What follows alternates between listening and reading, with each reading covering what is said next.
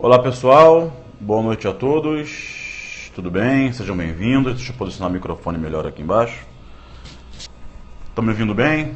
Carlos Vinha, meu amigo, sempre presente. O áudio tá legal, tá me ouvindo bem? Todo mundo entrando. O áudio tá legal. Eu coloquei um microfone de lapela aqui disfarçado aqui embaixo, ó, para melhorar o áudio para vocês. A tecnologia sendo usada para que vocês possam ter um periscópio com áudio perfeito, com um som legal, para que não haja ruídos. Então vamos lá. Estamos com quase 90. Flávia, professora Flávia, tudo bem? Muito bem, vamos lá. O Supremo Concursos, como sempre, referência na área de delegado de polícia, em concurso para polícia em geral, sobretudo delegado, sai na frente e faz, e eu tenho o prazer de inaugurar, uma aula por semana com questões relevantes para as provas de delegado de polícia do Mato Grosso e do Acre. Então hoje eu vou inaugurar as aulas semanais dos professores do Supremo Concursos com as questões que podem ser cobradas nas provas do Mato Grosso e do Acre, nas duas provas. Professor Daniel Assunção Neves Amorim, não sei se é Amorim Neves, Neves Amorim, que alegria você por aqui. Rapaz, agora eu vou ter que estudar mais porque o Daniel Assunção está aqui na nossa live. Bacana. Professor Aurélio também entrou. Amigos, qual é a minha preocupação? Todo mundo aqui, obrigado amigo, obrigado. Uma honra ter você aqui. A minha preocupação é, todos vocês já estudam teorias há algum tempo. Teoria disso, teoria daquilo. E na prova, não é raro o aluno, o candidato bom, eficaz, estudioso, se encher de teoria, estudar com afinco, de forma profunda, e aí chega na prova, é surpreendido com jurisprudência. Então eu tenho muito medo, eu tenho um receio real, porque isso acontecia muito comigo, de você estudar muita doutrina e na prova cai jurisprudência e você não está ligado com jurisprudência. Faço-lhes uma pergunta: quem de vocês está em dia com os informativos do STF e do STJ? É porque é muito difícil, eu sei, os informativos são grandes, o Supremo informativo é semanal, agora parece um capítulo de livro, né? Vem dividido em parágrafos, então eu vou focar nas questões atuais de jurisprudência para essas provas de vocês, delegado do Mato Grosso e do Acre. Por quê? Para que nós possamos minimizar a consequência desse medo que é real. Chega na prova, caramba, aquilo estava no STJ e eu não vi. Você sabia a matéria, mas você não estava em dia com os informativos. Tá legal? Muito bem. Então vamos às questões pontuais, às possíveis questões de prova. Em primeiro lugar, crime de extorsão. O STJ acabou de dizer, todo mundo precisa de jurisprudência, inclusive nós professores, né? O STJ acabou de dizer que uma extorsão pode estar configurada em relação a uma ameaça de um mal espiritual. Uma pessoa que faz uma ameaça espiritual a outra, ela pode responder pelo crime de extorsão. O agente submeteu a vítima a uma grave ameaça espiritual que se revelou querendo atemorizá-la, também causar um temor. E aí que aconteceu? Houve excesso porque o agente, a pessoa fez a vítima acreditar, que ela podia passar por aquele mal, não é? E para que ela evitasse, para que a vítima evitasse que aquele mal fosse imposto a ela, teria que pagar um certo dinheiro.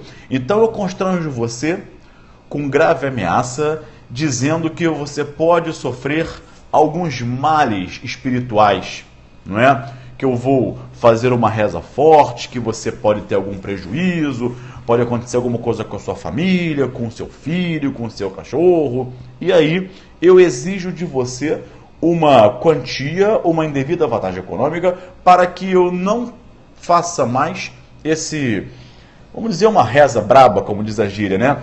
Para que eu não rogue mais essa praga, esse mal espiritual. O STJ entendeu que isso configura extorsão de acordo com a crença das pessoas que às vezes pode ser média ou exacerbada. Então, a exigência de vantagem indevida com ameaça para não causar um mal espiritual configura crime de extorsão, tá bem? Olha quem estão na área, não é? Professores Elisa e Murilo, um abraço para vocês. Sejam bem-vindos, que bom que estão aqui. Duas feras. Muito bem. Ainda a questão de jurisprudência, muito interessante, é a seguinte. Vamos lá, e está no seu edital, para os crimes contra a ordem tributária. Sempre está em voga a questão do pagamento do tributo sonegado para extinguir a punibilidade. Tá bem? O vídeo fica disponível no Periscope o tempo que for, não são mais de 24 horas. Muito bem.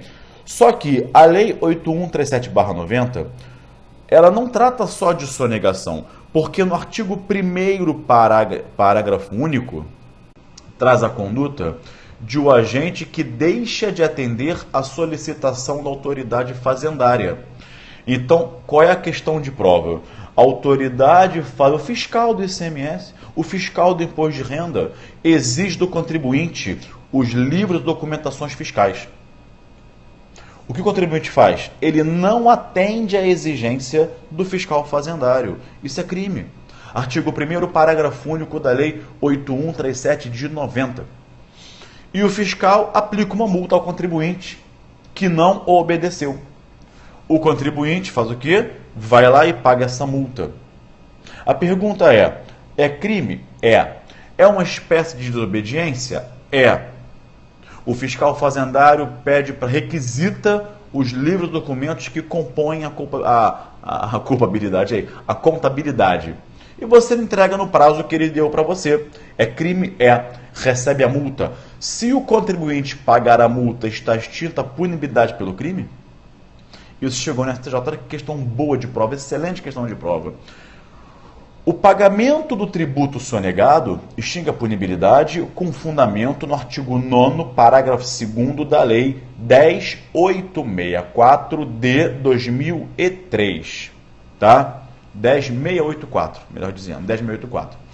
Só que nesse caso, eu não tenho uma sonegação de tributo, eu não tenho uma supressão ou redução de tributo. O que eu tenho é um mero não atendimento da ordem da autoridade fazendária. Então a STJ disse, não são todos os casos da Lei 8137 que gera sonegação fiscal. A Lei 10.684/2003, ela fala que o pagamento extingue a punibilidade sim, mas não esse caso do crime de não entregar a documentação requisitada pelo fiscal. Ou seja, o pagamento que extingue a punibilidade existe sim para aqueles tipos penais da Lei 8137, nos quais existe a efetiva sonegação ou a gente pratica a conduta instrumental da fraude para praticar a conduta final, que é a supressão ou a redução. Entre parênteses, sonegação. Nessa conduta de meramente desobedecer a ordem do fiscal fazendário, o pagamento da multa imposta não extingue a punibilidade, ou a gente vai continuar a responder pela infração penal. Tá bem? Questão bela de prova chegou no STJ. Uma outra questão de jurisprudência também é a seguinte, que eu vou trazer para vocês, muita atenção a isso, tá? Uma questão fundamental. Você que vai ser delegado de polícia. Pessoal, se preocupem em anotar os pontos que eu estou falando. Pega esse caderno de anotação, tá? Leva, vai lendo no avião, vai lendo no ônibus, no trem, no banheiro, antes da prova, no hotel, antes da prova de noite, na véspera, também. Então vamos lá. Você que vai ser delegado de polícia, você sabe que você não pode arquivar inquérito policial, não é? Muito bem. Então, você remete o inquérito policial ao Ministério Público e ele faz a promoção de arquivamento e pede o arquivamento ao juiz. Mas o arquivamento que o juiz determina é baseado em causa de exclusão da ilicitude. O STF tinha posição antiga no seguinte sentido: o arquivamento do inquérito policial, fundamentado em causa de exclusão da ilicitude, legítima defesa, estado de necessidade, gera coisa julgada material. A decisão do juiz que manda arquivar inquérito faz coisa julgada material. Qual é a consequência disso? Não pode ser revista. Logo, ainda que haja notícias de novas provas, não é? Ele não poderia ser desarquivado. Pensa comigo. O que é necessário para o desarquivamento do inquérito policial? Novas provas? Não. Notícias de novas provas, tá bem? E aí o que aconteceu? O Supremo Tribunal Federal veio revisando essa posição. Ele entendia por uma coisa chamada, não sei se vocês chegaram a ver essa expressão em algum lugar, coisa julgada extraordinária. A coisa julgada extraordinária era essa hipótese. Então, tanto para a hipótese de reconhecimento de causa de exclusão da ilicitude, quanto para a causa de exclusão da tipicidade formal. Ou seja, fazer coisa julgada e não poderia ser revista. Recentemente, aliás, de um tempo para cá, agora só reafirmou de um tempo para cá, o Supremo Tribunal Federal, ele meio mudou de posição. Por que meio mudou de posição? Porque a decisão antiga era no seguinte sentido: inquérito arquivado por causa de atipicidade ou exclusão da licitude gerava coisa julgada material. Agora ele se mantém no seguinte sentido: o arquivamento do inquérito por reconhecimento de causa de exclusão da tipicidade gera coisa julgada material. Entretanto, se o fundamento do arquivamento for uma causa de exclusão da licitude, não gera mais coisa julgada material. O Supremo mudou de posição há anos, há alguns anos é verdade, e agora reafirmou, mas sabem como é, vem no informativo, cai na prova. Tá legal? Para quem está com o periscópio travando, tente sair e entrar de novo, talvez funcione. Tá bem? Então vamos lá. Arquivamento de inquérito determinado pelo juiz, fundamentado em causa de exclusão da ilicitude. Gera coisa julgada material? Não gera, tá? Se não gera, vamos nos preocupar com a consequência. Qual é a consequência? Havendo notícias de novas provas, aquele inquérito poderá ser desarquivado, tá bem? Teve voto vencido, mas essa foi a posição prevalente. Uma coisa, e o STJ também, o STJ aqui segue o Supremo, não há divergência tribunal, boa pergunta. Uma outra questão que veio recentemente no Supremo Tribunal Federal sobre estupro. Muito cuidado que estão vindo muitas decisões sobre estupro, crimes sexuais. Os tribunais estão arrochando, tá? Arrochando. Cara, eu vou ter que te bloquear pelo que você está falando, né? Enfim, está arrochando muito nos crimes sexuais, prestem atenção. O agente de 18 anos, porém já penalmente imputável, ele manteve relação sexual com outra pessoa de 13 anos. Vulnerável. Menor de 14, vulnerável. Muito bem. E aí, o caso, ele foi condenado e o caso chegou no STF. Defesa, peraí. A vítima tinha 13 anos, mas ela consentiu. A prática do ato sexual foi consentida. Então não há nenhuma presunção de violência. Não é? Aliás, existia ali, entre autor e vítima, uma relação de afeto. Se eram namorados, se eram ficantes, ou o nome que você quer dar. O Supremo reafirmou a posição que ele já adotou há muitos anos, inclusive quando estava na ativa o ministro Joaquim Barbosa, um voto dele. Atenção que eu vou te falar agora. Até 2009 vigorava o sistema de presunção de violência. E o STF e o STJ sempre entenderam que a presunção era absoluta. Então, se eu tenho sexo, a equação matemática é sexo mais violência é igual a estupro. Que violência? Presumida. Presunção. Entretanto, após 2009, com a reforma dos crimes sexuais pela Lei 12.015 de 2009, o STF e também o STJ mudaram de posição. Olha a questão boa de prova. Um voto do ministro, à época nativo Joaquim Barbosa, foi claro ao afirmar: tendo em vista a alteração pela Lei 12.015, abandonou-se o sistema de presunção de violência. Não se fala mais em presunção de violência, agora é um tipo autônomo. De forma que se o agente mantiver com a vítima vulnerável relação sexual, é crime, ponto final. É como se fosse um homicídio, um roubo, um furto. Praticou a conduta, está consumado. Eu não discuto mais o prévio consentimento da vítima, porque não se discute mais aqui, tá bem? A presunção é um tipo autônomo, disse claramente o Supremo, abandonou o sistema de presunção de violência. Praticou, é crime. Não se fala aqui em vulnerabilidade absoluta e relativa. Isso existe quando a doutrina diferencia lá a violação sexual mediante fraude do estupro de vulnerável. Aqui, não. Aqui, praticou a conduta, o crime está configurado e ponto final. Tá bem? Quer ver outra questão boa de tráfico de drogas para a sua prova? Amanhã, você, delegado de polícia civil, você vai se deparar com o dia a dia que é o tráfico de drogas. O artigo 40, inciso 3 da Lei de Drogas traz uma acautelamento de pena, entre outras hipóteses, quando o tráfico é realizado nas imediações de estabelecimento prisional. A pergunta é, para que incida essa majorante, é necessário que o agente vise a venda, atingir as pessoas que estão nas imediações? Ou seja, é necessário que o agente tenha a intenção específica de vender a droga para aquelas pessoas que frequentam, que tem um ponto de ônibus ali, que tem uma padaria na esquina, na porta da farmácia, ou aos visitantes que eventualmente podem comprar e levar droga, não é?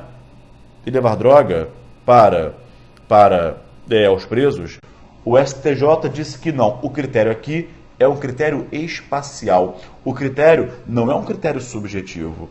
Em outras palavras, para que incida majorante de vender drogas em estabelecimento prisional, nas imediações, o critério não é subjetivo. Ou seja, a intenção de obter o lucro vendendo para as pessoas que ali frequentam, o critério é espacial. Basta que seja praticado naquela localidade, que isso já é o suficiente para a incidência da causa de aumento de pena. Tá bem?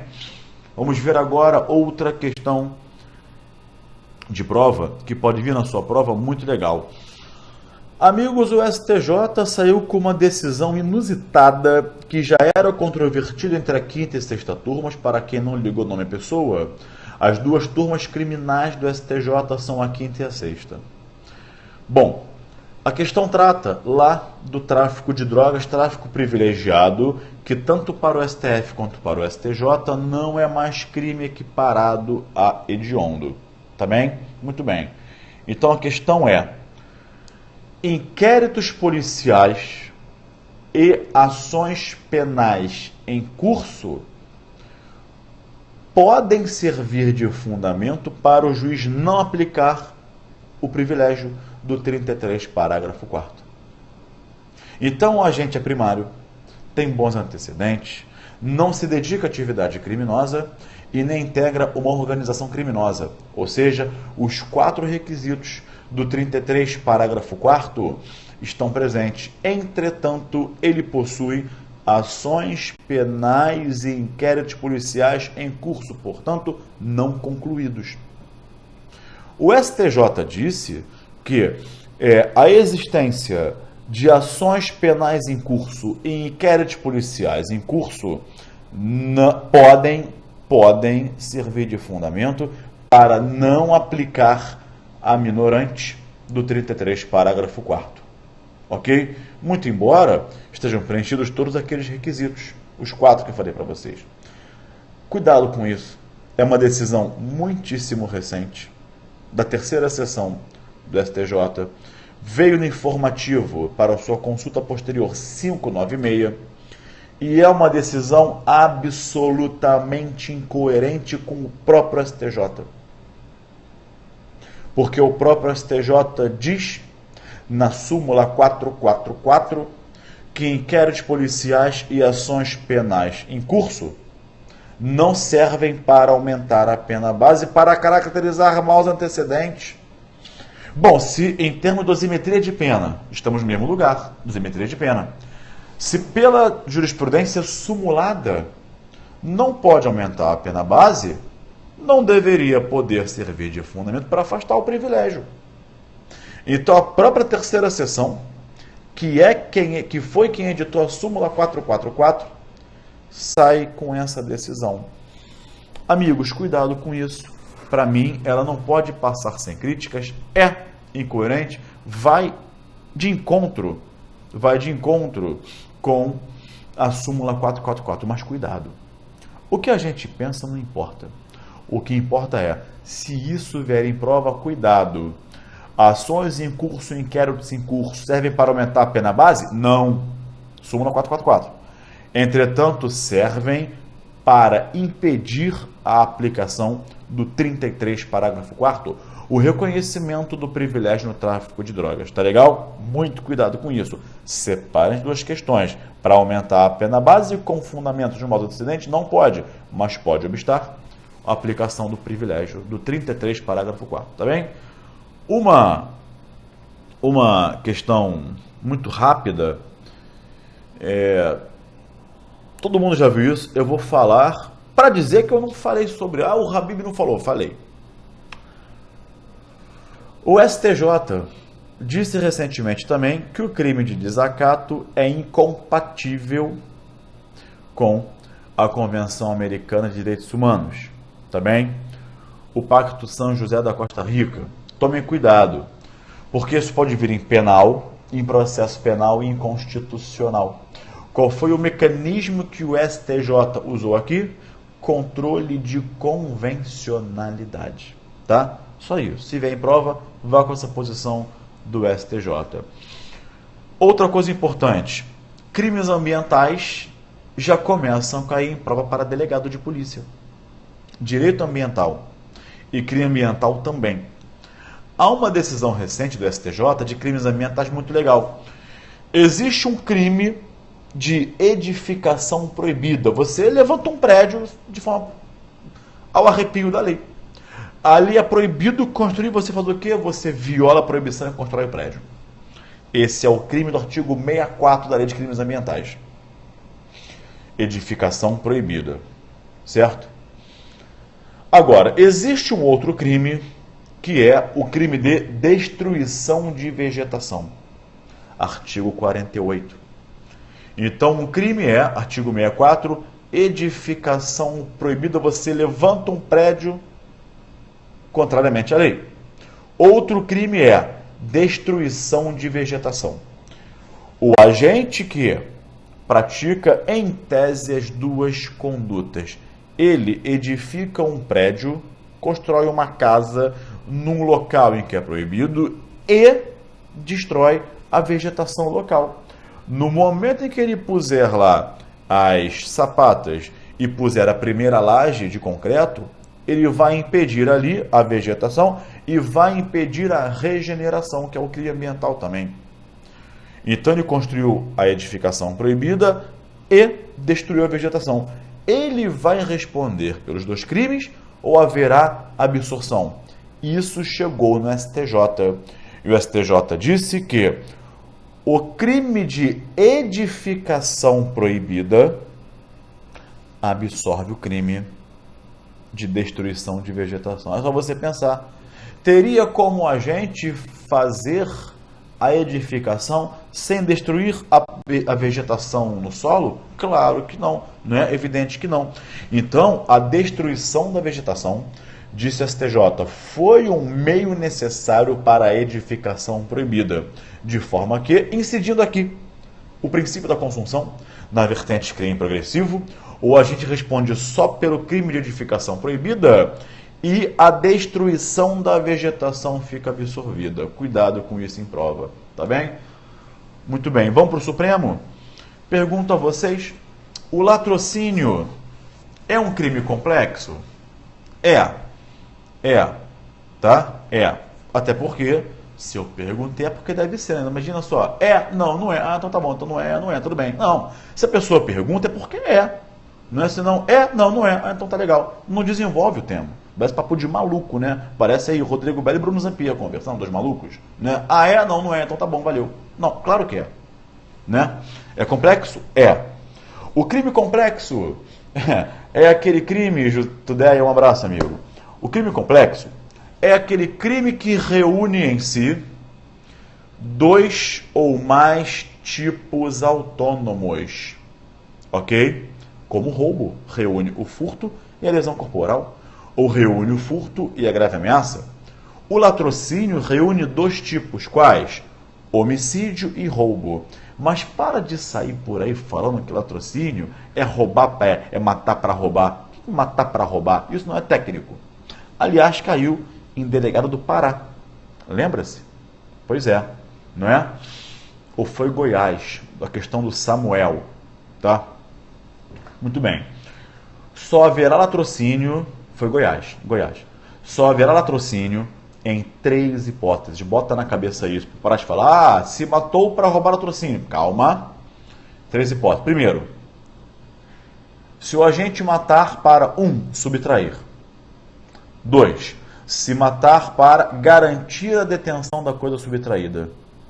E 3, garantir a impunidade. Então vamos lá. Só existe latrocínio se a gente matar a vítima para 1, subtrair. 2, garantir a detenção da coisa subtraída. E 3, garantir a impunidade. Tá? O latrocínio é crime contra o patrimônio. Aliás, uma curiosidade, não sei se alguém já te falou isso alguma vez na vida, mas o nome iuris latrocínio nunca existiu no Código de 40. Procura no 157, parágrafo 3º, a expressão latrocínio, você não vai enxergar.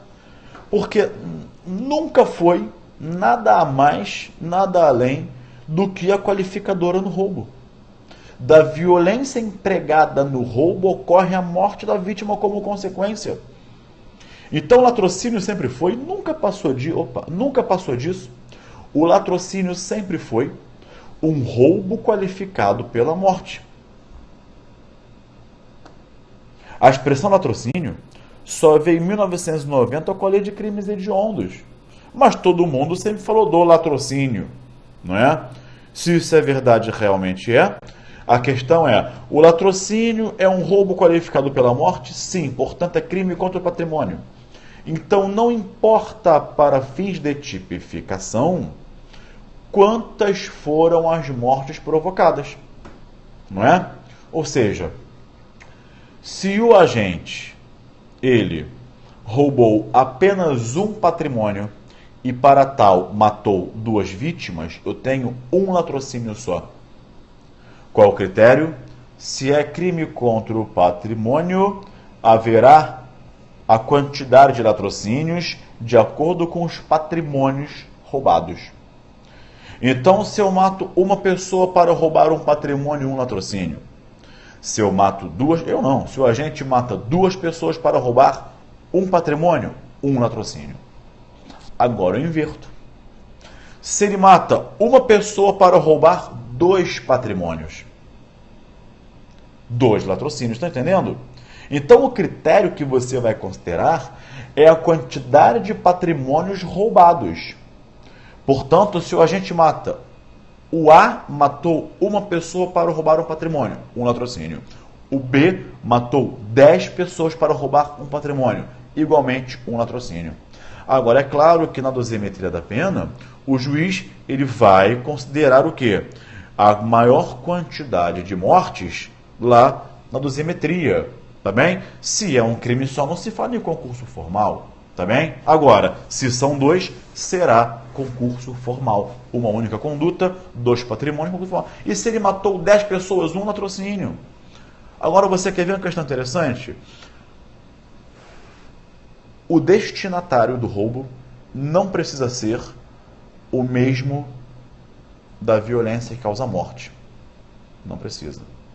Eu posso matar o A para roubar o carro do B. Latrocínio. Eu mato o segurança da joalheria para roubar as joias que estão lá dentro. Latrocínio. Então, a vítima do roubo não precisa ser a vítima da morte. Tá legal? Cuidado com isso. Amigos, para encerrarmos os 30 minutos, interceptação telefônica. São possíveis ou não interceptações telefônicas sucessivas, ou seja, várias prorrogações. A jurisprudência chama de prorrogação. Eu também falo assim no meu livro, que já tem a 9ª edição, na editora de Espólio, está disponível, com lei de drogas e lei de terrorismo, tá? Mas, para ser afinado com a jurisprudência, eu falo prorrogação. Mas o certo é renovação, por quê? Dura quanto tempo? 15 dias, né? Então, eu tenho a duração 15 dias, 15º dia, acabou. Eu posso renovar. Você, delegado de polícia, tem que representar novamente ao juiz competente para ele autorizar. Então, é uma renovação. Não seria tecnicamente prorrogação, tá bem? Aí passam-se mais 15 dias. Acabou o prazo, outra renovação, que a jurisprudência, repito, chama de prorrogação, tá? Bom, a pergunta é: são possíveis prorrogações sucessivas? São sim. Quantas? Não há limite. O que vai definir quantas são necessárias é a opinião do delegado de polícia. Ele que preside aquela investigação, melhor do que ninguém, sabe quantas vezes são necessárias prorrogações.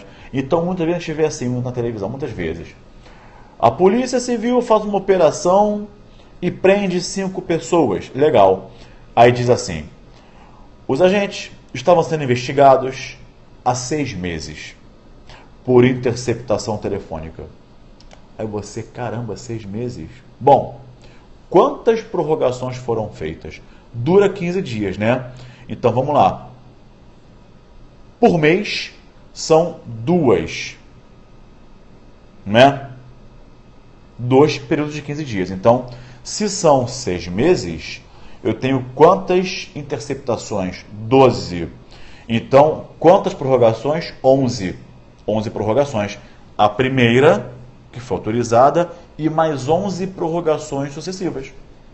12, então, 2 anos de investigação. 2 anos são 24 12, 24, 48. Se eu tiver, eu sou ruim de conta, tá, gente? Se eu errar, me consertem. 2 anos são 24 meses, são 48 interceptações. 48, a primeira e mais 47 prorrogações. Então, você, delegado de polícia, delegada de polícia, é que vai definir quantas prorrogações ou renovações são necessárias. Tá legal? Tudo bem? Amigos, tem prazo?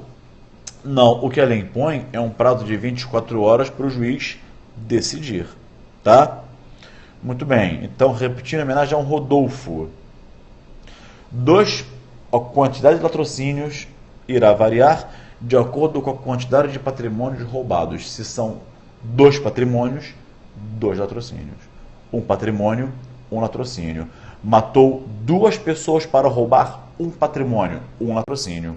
Matou 1 pessoa para roubar 2 patrimônios, 2 latrocínios. É isso aí.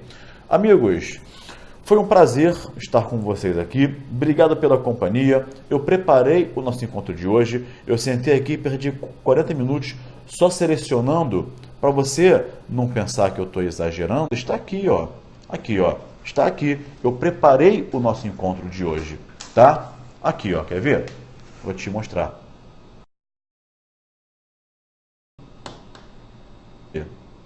Ah, não. Aqui, eu preparei, ó. Tá? Olha lá. Eu selecionei os julgados mais importantes, destaquei lá em vermelhinho, que é importante. Então, eu preparei uma coisa especial para que vocês tivessem o que está rolando na jurisprudência, que examinador também lê informativo, tá? Lê jurisprudência, faz pesquisa, estuda. Então, eu quis trazer para vocês as questões mais atuais de jurisprudência. Um abraço. Lembrando que hoje é terça, depois da manhã, quinta-feira, temos o meu grupo de estudo e vamos ver um tema muito legal, muito atual, tá bem? A vocês um abraço, boa sorte na prova e contem comigo. Tchau!